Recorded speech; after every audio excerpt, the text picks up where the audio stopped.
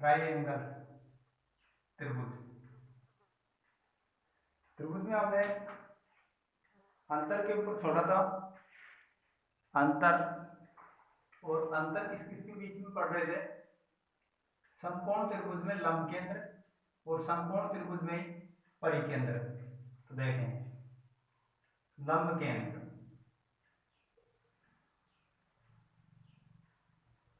Ortho centre बोलते हैं लंब केंद्र को हम अंग्रेजी में, ओ से दर्शाते हैं। ये हमने कोई समकोण त्रिभुज बनाया ए बी सी। लंब केंद्र की परिभाषा क्या होती है? त्रिभुज के तीनों शीर्षों से डाले गए शीर्ष लंब जिस बिंदु पर मिलते हैं उसे हम त्रिभुज का लंब केंद्र कहते हैं। एल्टीट्यूड जिस बिंदु पर मिलते हैं उसे हम लंब केंद्र कहते हैं। तो ए से डाला गया लंब, सी से डाला गया लंब और बी से डाला गया लंब। तो बी से यदि हम लंब डालें तो यहाँ पर लंब पहुंचेगा टी बिंदु के ऊपर। तीनों शीर्ष लंब कौन से बिंदु के ऊपर मिले? बी के ऊपर। तो यहाँ लंब केंद्र कहाँ होता है? समकोण बी पर होता है। यह लंब केंद्र कहाँ होगा? समकोण बी के ऊपर होगा। जो समकोण होगा उसके ऊपर लंब केंद्र बनेगा।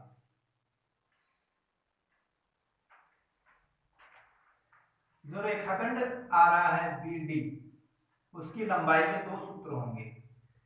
एक तो ए बी गुणा बी सी, ए बी गुणा बी सी बटा में ए बी गुणा बी सी बटा में पूरा करण ए सी, ये हो जाएगा। दूसरा सूत्र इसका होगा बी बी स्क्वायर, यानी इसका वर्ग कर बराबर दो बराबर के गुणा होंगे, एक तो ए डी और एक D C. B D square बराबर होगा ए डी गुणा डी सी, या फिर इसको हम अंडर रूट में लिखें तो इसको हम ऐसा भी लिख सकते हैं, बी डी बराबर अंडर रूट ए डी गुणा डी सी, ए डी गुणा डी सी। और कैमरे में कहाँ तक आ रहा है? सही आ रहा है।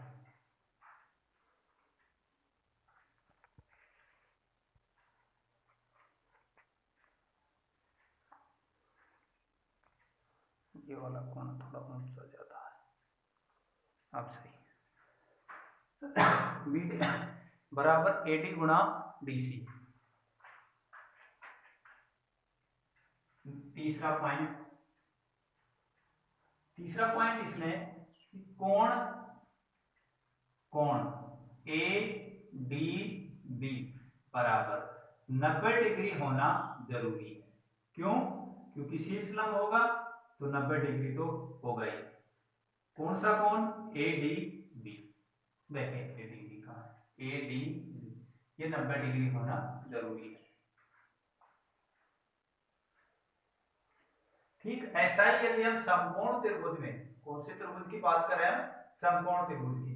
समकोण त्रिभुज में यदि हम ठीक ऐसा ही परिकेंद्र बनाएं, यदि हम समकोण त्रिभुज में परिकेंद्र बनाना चाहें तो उसमें क्या अंतर होगा?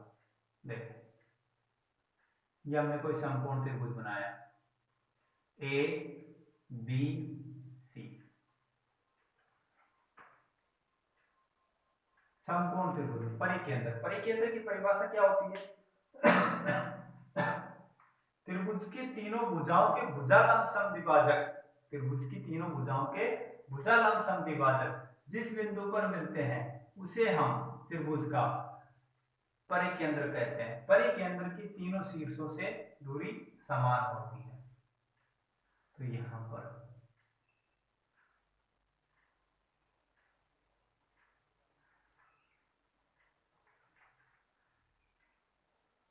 शीर्षों से दूरी समान तो भुजालंब समद्विभाजक बी डी या बी एस। तो ये जो बी एस होगा, अब इसमें परिकेंद्र ये वाला है, यानी इसकी तीनों शीर्षों से दूरी क्या है? समान है। एक एक डैश खींचा है तो दूरी समान है। तो यहाँ परिकेंद्र, समकोण त्रिभुज की बात है, समकोण त्रिभुज में लंब केंद्र तो समकोण पर होता है और परिकेंद्र कहाँ होता है, देखें परिकेंद्र होता है कर्ण के मध्य बिंदु पर। यहाँ परिकेंद्र कर्ण के मध्य बिंदु पर होगा, कर्ण के मध्य बिंदु पर होगा। यह हमारे परिकेंद्र की बात हुई। यदि हम इस रेखाखंड की लंबाई बताएं, BS BD या BS बराबर क्या होगा, BS बराबर पूरे कर्ण AC उसमें 2 का भाग दे दें, AC बटा 2 हो जाएगा BS। तीसरा इसमें पॉइंट कि ये जो कोण बन रहा है ADB, ये वाला कोण, इस कोण का मान 90 डिग्री होना जरूरी नहीं है, जैसा कि लंब केंद्र में होता है। भाई कोई जरूरी नहीं है कि परिकेंद्र में भी ये कोण कितना हो, 90 डिग्री हो। तो हमारा डिस्टेंस था, अंतर था समकोण त्रिभुज में लंब केंद्र और परिकेंद्र के बीच।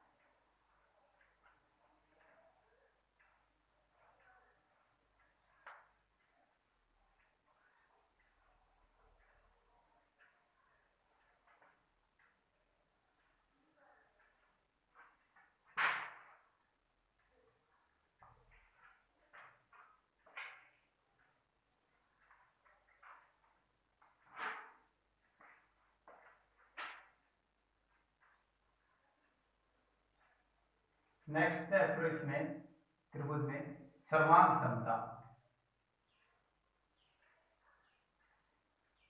सर्वांग समता क्या होती है, परिभाषा लिखें। यदि दिए गए दोनों त्रिभुज के तीनों संगत कोण, यदि दिए गए दोनों त्रिभुज के तीनों संगत कोण समान हो, तीनों संगत कोण समान हो तथा तीनों संगत भुजाएं भी समान हो, तीनों संगत कोण समान हो तथा तीनों संगत भुजाएं भी समान हो, तो ये दोनों त्रिभुज सर्वांगसम त्रिभुज होंगे, तो ये दोनों त्रिभुज सर्वांगसम त्रिभुज होंगे। नेक्स्ट है रो इसमें नीचे सर्वांगसम त्रिभुजों के क्षेत्रफल, सर्वांगसम त्रिभुजों के क्षेत्रफल एवं परिमाप, क्षेत्रफल एवं परिमाप समान होते हैं। जैसा कि देखें ये हमने कोई 2 त्रिभुज लिए हैं ABC, दूसरा त्रिभुज है DEF। अब दोनों त्रिभुजों में उल्टे को हम क्या बोलते हैं, जहां कोण A बराबर कोण B हो, कोण B बराबर कोण E हो और कोण C का संगत कोण F हो, ये तो संगत कोण हो गई समान। दूसरी शर्त संगत भुजाएं भी समान हो, AB बराबर DE हो, BC बराबर EF हो और AC बराबर DF हो, तो ये दोनों त्रिभुज ABC और दूसरा त्रिभुज DEF परस्पर कैसे होंगे, सर्वांगसम। सर्वांगसम में नीचे बराबर लगता है, समरूप में बराबर नहीं लगता, केवल ऐसे बनाते हैं।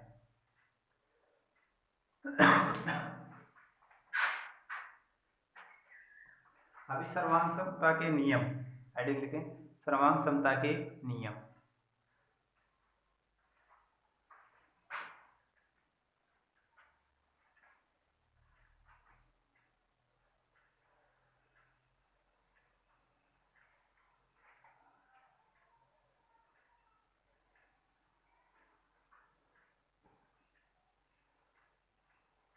चार नियम में सर्वांग समता के। पहला नियम ऐसे एस का नियम, सास का नियम, साइड एंगल साइड रूल, भुजा कोण भुजा नियम। देखें, यदि दिए गए दोनों त्रिभुज, यदि दिए गए दोनों त्रिभुजों, यदि दिए गए दोनों त्रिभुजों में दो संगत भुजाएं, यदि दिए गए दोनों त्रिभुजों में दो संगत भुजाएं समान हो, दो संगत भुजाएं समान हो एवं इनके बीच, एवं इनके बीच अंतरित कोण, एवं इनके बीच अंतरित कोण भी, एवं इनके बीच अंतरित कोण भी समान हो, इनके बीच अंतरित कोण भी समान हो, तो ये दोनों त्रिभुज, तो ये दोनों त्रिभुज परस्पर सर्वांगसम त्रिभुज होंगे। तो ये दोनों त्रिभुज परस्पर सर्वांगसम त्रिभुज होंगे। जैसा कि देखें व्हाइट बोर्ड की तरफ, ये हमने कोई दो त्रिभुज लिए, ये त्रिभुज A B C, D E F, दोनों त्रिभुजों में दो भुजाएं तो संगत भुजाएं समान है। त्रिभुज ए बी सी व दूसरा त्रिभुज डी ई एफ में, दोनों त्रिभुजों में संगत भुजाओं की तुलना करते हैं। ए बी भुजा संगत भुजा है और वो समान है किसके, डी के। दूसरा बीसी संगत भुजा समान है किसके, ई एफ के, बीसी बराबर ई एफ, और इनके बीच अंतरित कोण, इनके बीच अंतरित कोण, कोण ए बी सी बराबर कोण डी ई एफ के बराबर है। तब हम इसे भुजा कोण भुजा नियम से, यानी ऐसे एस नियम से, भुजा कोण भुजा नियम से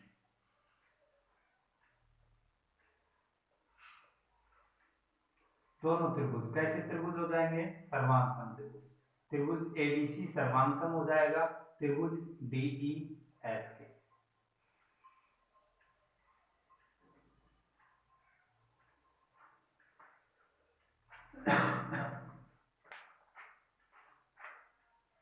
नेक्स्ट नियम दूसरा,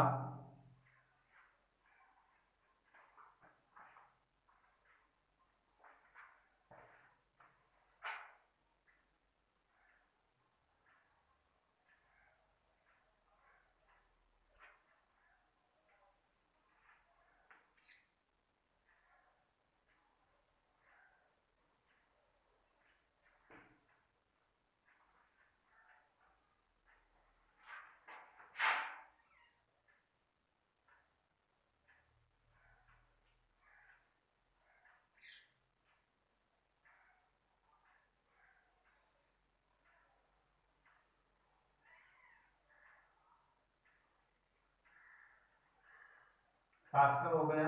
अब आस का नियम, एंगल एंगल साइड रूल, कोण कोण भुजा नियम।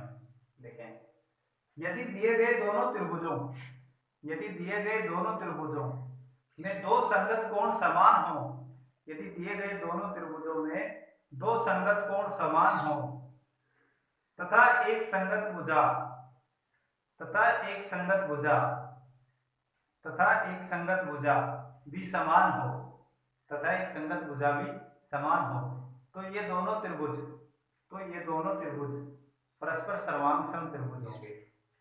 तो ये दोनों त्रिभुज परस्पर सर्वांगसम त्रिभुज होंगे। ए बी सी त्रिभुज डी ई एफ, दोनों त्रिभुजों में त्रिभुज ए बी सी व दूसरा त्रिभुज डी ई एफ में तुलना कर रहे हैं। दो संगत कोण समान है, ए का मान बी के बराबर है, कोण ए बराबर कोण बी, बी का मान ई के बराबर है, कोण बी बराबर कोण ई, और एक संगत भुजा भी समान है, ए बी बराबर डी ई भुजा। तो एंगल साइड रूल, भुजा कोण भुजा नियम से दोनों त्रिभुज कैसे त्रिभुज होंगे, सर्वांग त्रिभुज होंगे। त्रिभुज एबीसी सर्वांग होगा त्रिभुज डीई एफ के।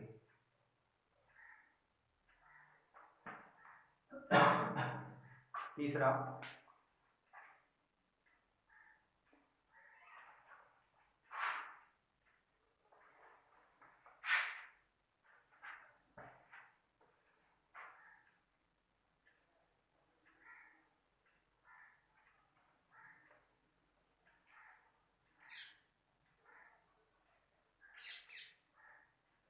एसएसएस का नियम, साइड रूल, भुजा नियम।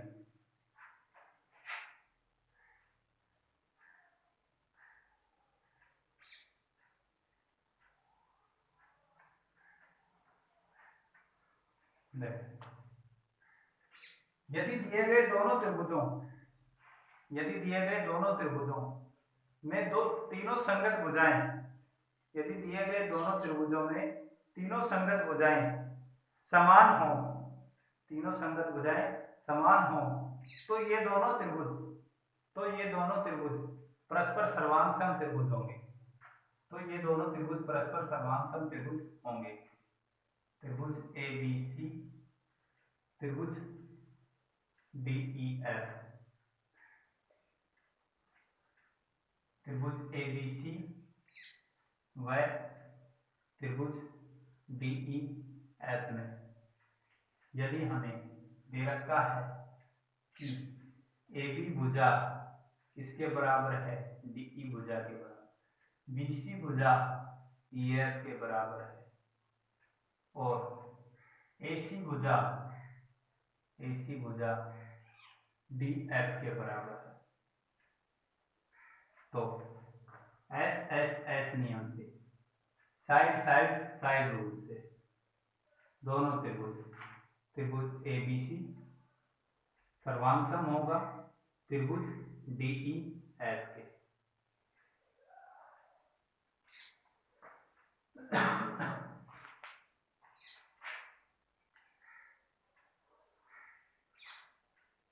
लास्ट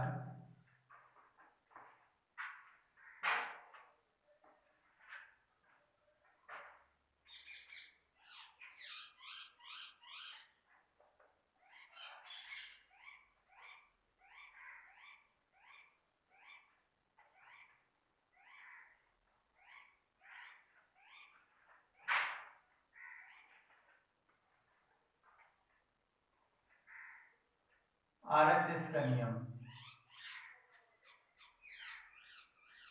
ये राइट हैंड साइड नहीं है, इसकी फुल फॉर्म लिख रहा हूं मैं, राइट एंगल हाइपोथेसिस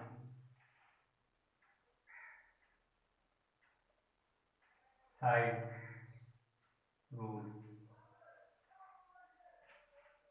हिंदी समकोण करण भुजा नियम।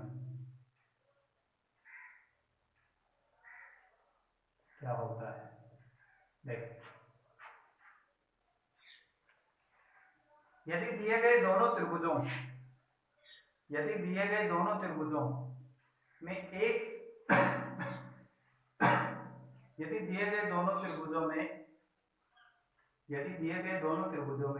एक संगत कोण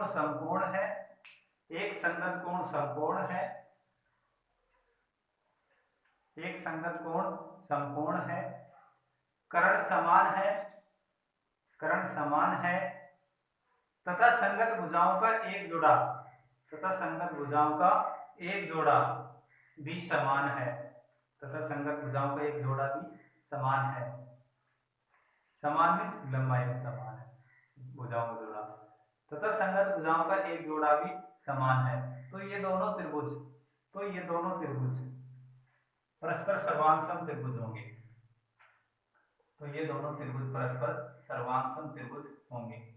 त्रिभुज ABC व त्रिभुज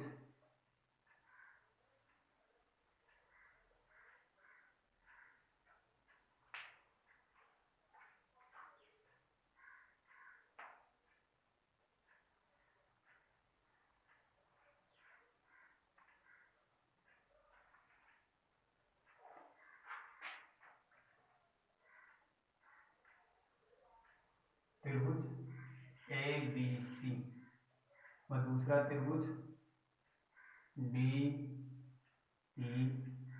में देखिए, एक तो त्रिभुज है कौन सा ABC, दूसरा त्रिभुज है कौन सा DEF में। तुलना कर रहे हैं, समकोण है, कर्ण है, भुजा है। तो देखिए समकोण समान है, कोण B बराबर कोण D, कोष्टक लिख देंगे समकोण 90 डिग्री। कर्ण समान तो भुजा AC बराबर DF कर्ण 90 डिग्री के सामने का हमेशा कर्ण होता है। भुजाओं का एक जोड़ा मैंने समान लिया है। BC भुजा किसके समान कर रखी हमने, EF के साइड।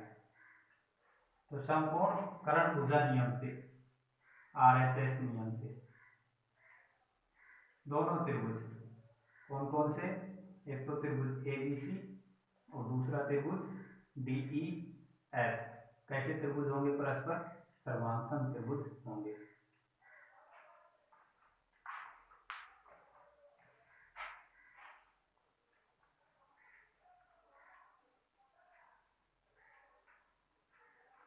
क्या हमारे सर्वांग समता के नियम कंप्लीट हुए।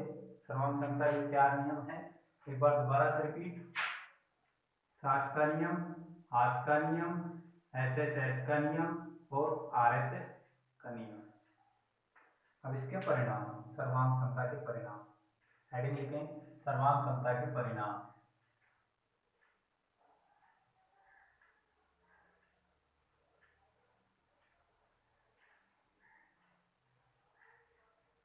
Result of congruency.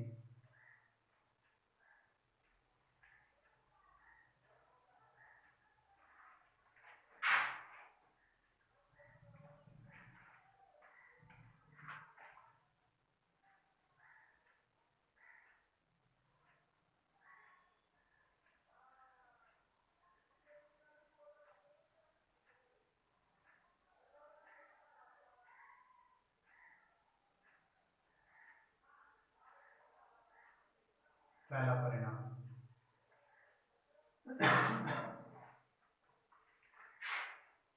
यदि किसी त्रिभुज की दो भुजाएं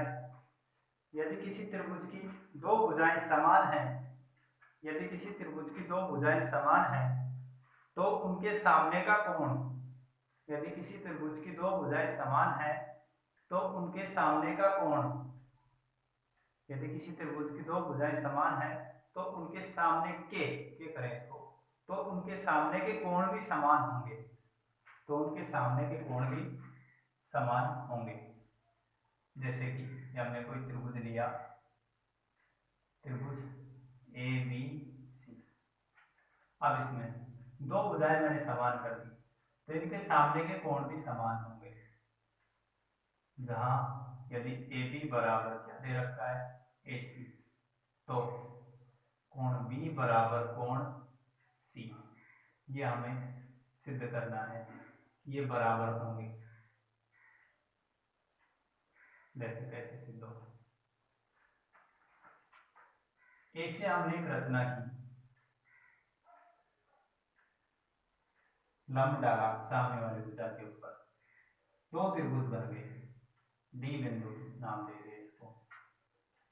तो त्रिभुज ए बी डी व दूसरा त्रिभुज ए सी डी, दोनों त्रिभुजों एक तो समकोण होगा, कोण ए डी बी बराबर कोण ए डी सी, समकोण 90 डिग्री। दूसरा ए बी बराबर ए सी, 90 डिग्री के सामने का हमेशा कर्ण होता है, तो ये कर्ण हो गए, और ये हमें दे रखता है, हमने अपने मन वर्जित नहीं किया। दूसरा एक भुजा ए डी बराबर दोनों में उभयनिष्ठ, तो बन गया हमारा संपूर्ण कर्ण भुजा नियम से, आरएचएस से, आरएचएस नियम से दोनों त्रिभुज कैसे होंगे, परस्पर सर्वांग होंगे। त्रिभुज ए बी डी सर्वांग त्रिभुज होगा त्रिभुज ए सी डी के। जब दो त्रिभुज सर्वांग है तो उनकी संगत कोण और संगत भुजाएं भी क्या होंगी, समान होंगी। बी डी बराबर डी सी होगा तथा संगत कोण बी बराबर कोण सी, यही हमें सिद्ध करना।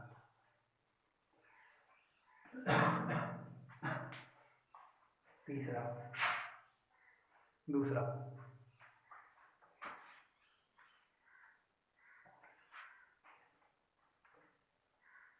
यदि किसी त्रिभुज की तीनों भुजाओं, यदि किसी त्रिभुज की तीनों भुजाओं, यदि किसी त्रिभुज की तीनों भुजाओं के मध्य बिंदुओं को, यदि किसी त्रिभुज की तीनों भुजाओं के मध्य बिंदुओं को मिलाया जाए तो इस प्रकार बने, चारों त्रिभुज, तो इस प्रकार बने चारों त्रिभुज परस्पर सर्वांग त्रिभुज होंगे। तो इस प्रकार बने चारों त्रिभुज परस्पर सर्वांग त्रिभुज होंगे तथा इनका क्षेत्रफल पूरे त्रिभुज के क्षेत्रफल का, तथा इनका क्षेत्रफल पूरे त्रिभुज के क्षेत्रफल का 1/4 भाग होगा, पूरे त्रिभुज के क्षेत्रफल का 1/4 भाग होगा। जैसे कि हमने त्रिभुज लिया ए बी सी, इसकी तीनों भुजाओं के मध्य बिंदु मिलाते हैं, डी, इसका मध्य बिंदु बी, इसका एफ, तीनों भुजाओं के मध्य बिंदुओं को मिलाने पर बने चारों त्रिभुज कैसे त्रिभुज होंगे, सर्वांग त्रिभुज होंगे और इनका क्षेत्रफल समान होगा, क्योंकि सर्वांग का क्षेत्रफल और परिमाप समान होता है। तो त्रिभुज ए एफ ई सर्वांग होगा, त्रिभुज एफ ई डी के सर्वांग होगा A F E F E D, F B D, त्रिभुज एफ बी डी, और एक और त्रिभुज बच रहा है A F E D, F B D, E D C, त्रिभुज ई डी सी सर्वांग तो होंगे ही। और यदि हम इनका क्षेत्रफल देखें दूसरी लाइन, त्रिभुज ए एफ ई एरिया बराबर त्रिभुज F E D area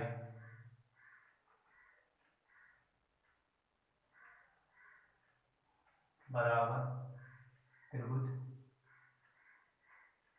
F B D का एरिया बराबर F E D, F B D और ई डी सी बराबर त्रिभुज ई डी सी का एरिया।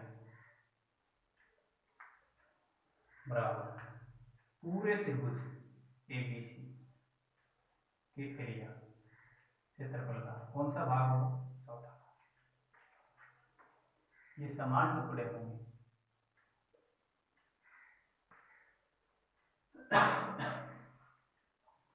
तीसरा,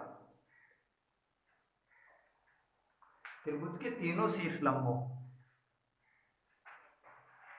त्रिभुज के तीनों शीर्ष लंबों, त्रिभुज के तीनों शीर्ष लंबों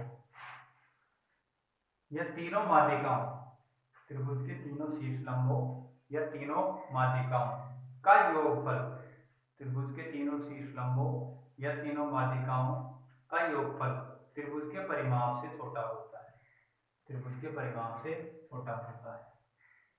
तो यहाँ पर तो मैं एक बार शीर्ष लंब बता रहा हूँ। शीर्ष लंब किस में होते हैं? लंब केंद्र में होते हैं। तो यहाँ तो हम बनाएंगे लंब केंद्र। ए से डाला सामने वाली भुजा के ऊपर शीर्ष लंब AD, बी से डाला BE लंब है, और सी से डाला सामने वाली भुजा के ऊपर CF लंब है। लंब है तो लंब केंद्र यानी ऑर्थो सेंटर ऊपर मिलेंगे। तो ये जो लंब केंद्र है, तीनों लंब केंद्र AD plus BE plus CF, AD BE CF, इनका योगफल त्रिभुज के परिमाप, परिमाप है तीनों भुजा, परिमाप से छोटा होगा। AB plus BC plus CA से छोटा होगा, वेस्टर्न होगा। ये तो शीर्ष लंब यानी लंब केंद्र की बात हुई।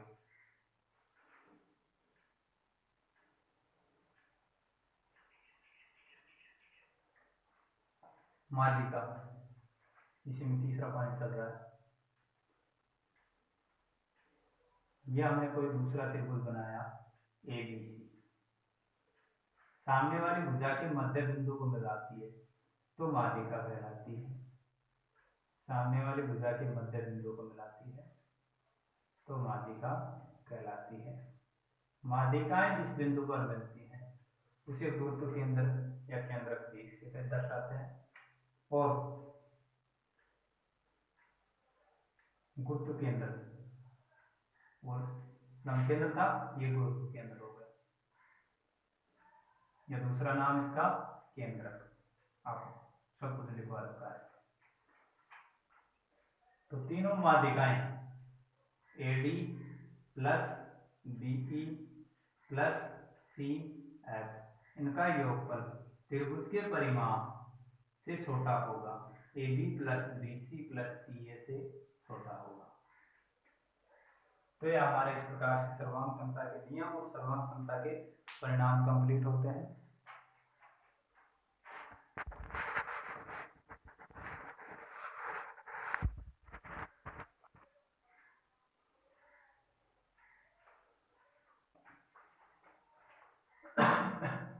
अभी इसके बाद की नेक्स्ट वीडियो में हम समरूपता पढ़ेंगे।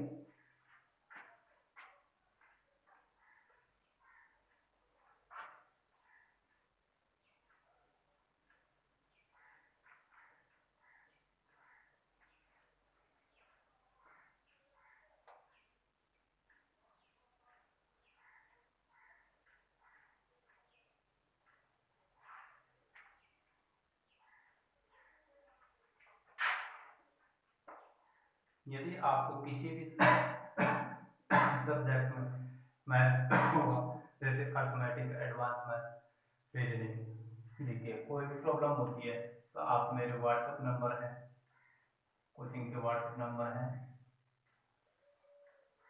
उन पर आप संपर्क कर सकते हैं। बजाय आप यूट्यूब वीडियो पर टिप्पणी या उस पर कमेंट मारने के बजाय आप डायरेक्ट मेरे व्हाट्सएप नंबर के ऊपर संपर्क करें।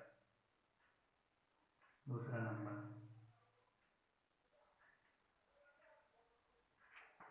धन्यवाद। ज़्यादा से ज़्यादा मेहनत करते रहें। अभी एक SSB का फॉर्म चल रहा है, तो जो अभ्यर्थी भरना चाहते हैं